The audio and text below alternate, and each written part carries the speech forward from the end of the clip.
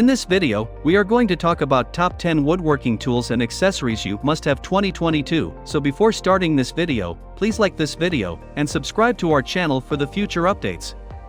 Every trade has its tools, and woodworking is no different. You know just how crucial it is to have the right tools so you can make high-quality end products in a timely manner. Woodworking hand tools get their power from your muscles. They're power tools, but not electrical power. Keep going for a comprehensive list of hand tools that every woodworker, carpenter, or cabinet maker should have in their shops. Here's a list of the top 10 woodworking tools and accessories you must have 2022. Let's start. Number 10. The jig. You don't have to measure every single cut and joint if you have jigs. Most woodworkers make their own jigs. You usually use a jig with a power tool to guide the piece through the saw. You can make a jig that you can use to cut a perfect circle. Maybe you need to make furniture with tapered legs.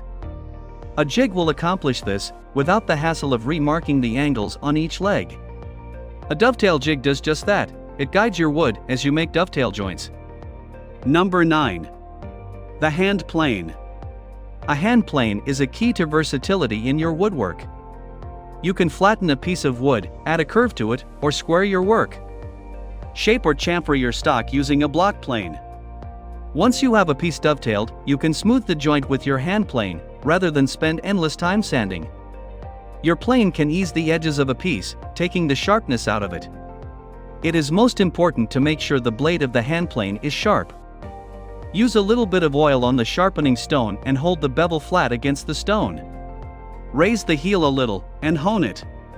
It will form a burr, but that's okay. Just turn the blade over and rub it on the stone on the flat side. It will remove the burr. A cap screw holds the blade in place, and this is where you adjust the depth of plane you want to cut. Number 8. The layout square. A layout square, or combination square, comes in 6-inch and 12 sizes. Most woodworkers use the 6-inch model, simply because it's easiest to carry around. Also, most of the stock you'll use will be no bigger than 6-inch wide, so 12 is overkill. The layout square is a triangle that you can use to mark square cuts on stock. Once you measure the length of the cut, you line up the layout square with the edge of the board. The short side will give you a straight, square cut across the end grain. You can also measure off angles with the layout square. This helps when you're trying to measure for a bevel on a table saw, or marking a cut for a miter saw. You can even use your layout square to determine an existing angle. Just be sure to buy one made of metal. The plastic ones are not only fragile, but they also can warp, making them pretty useless. Number 7. The nail set. The next hand tool every woodworker should have is a nail set. In fact, you should have several sizes. They look like awls, and you use them to drive nail heads into the wood so they are flush or right below the surface. This allows you to fill the holes and prepare for staining or painting. The nail setter will usually have either a convex or concave surface to grip the nail better and keep it from sliding off and marring the wood. Number 6. The screwdriver. Screwdrivers are another must-have in the woodworker's set of hand tools. Not only will you need Phillips and slot or flathead screwdrivers, you'll need star drivers and Torx drivers, too. Quality construction is vital to a good set of screwdrivers. So many of them are made out of soft metal, and the first time you put any oomph behind them, they strip out, becoming absolutely useless. You'll need a long screwdriver with a square blade that is very heavy duty. Number 5. The level. Every woodworker needs a couple of levels. You probably won't need one of the 6-foot levels used in construction, but 48-inch is a good length for many of the woodworking projects you'll do.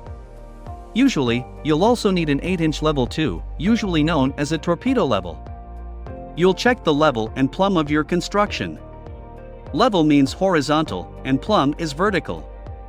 Most quality levels are made of either brass-edged wood or of metal. There will be a bubble reading for level and another one for plumb.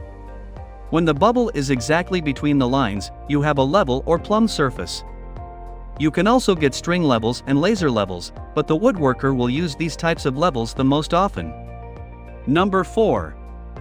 The chisel. An assortment of chisels should be part of every workbench. Chisels are not just for woodcarvers. Any woodworker will need chisels to clean out joints and saw cuts. Look for chisels made of high-alloy carbon steel or chromium vanadium alloyed steel. Hardwood grips are best, especially if they have metal caps on them. This will keep the end of the handle from becoming malformed when you hammer on it. You'll need a variety of sizes in 1/4 inch increments from 1/4 to at least 1/2. The smallest chisels are best for mortise work. The 3/4 inch and 1 will be best for door hinges, and the 1/2 works well for chipping out. You can even get a corner chisel that cuts a notch out of the wood with the blow of a hammer, much like a hole punch. Number 3. The moisture meter. A quality wood moisture meter is vital to the long-term success of any woodworking project you put together. Lumber mills try to dry their batches of lumber according to the intended end product destination. That is, if the wood is harvested in the wet northeast, but is going to be shipped to the arid southwest, it will be dried more than wood kept in the northeast for use by woodworkers.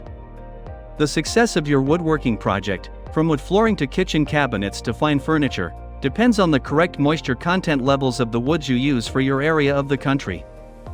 Number 2. The tape measure. The next important hand tool for the woodworker is an accurate tape measure. Get a retractable one that is at least 25 feet long. Any longer than that, and you start having problems getting it to roll back up. Since measurements on large-scale projects can be very susceptible to even the most minute measurement variations, you'll want to make sure the hook or tab at the end of the is firmly attached, with no give. When they get loose, you'll have as much as 1/8 variation in your measurements. This can add up to some severe accuracy problems in the long run. Number 1. The claw hammer. Let's start with perhaps the most basic tool in every household, the claw hammer. The claw on one side of the head should be well counterbalanced by the finished head, which should be somewhat rounded. The other kind of head is the waffle head. Most commonly used in construction, it leaves a distinctive waffle mark on the wood when you drive the nail. This, of course, is not the proper nail for woodworking. A poorly balanced claw hammer will twist in your hand, making it difficult to drive nails properly. You normally grip a claw hammer with your hand at the back of the grip, letting the weight of the head do most of the work. All you have to do is direct the driving surface toward the right nail, sparing the ones on your hand. What do you think of our video? Let me know in the comments section below. If you enjoy this video and want to hear from me again, be sure to hit that subscribe button before you go. Thanks for watching.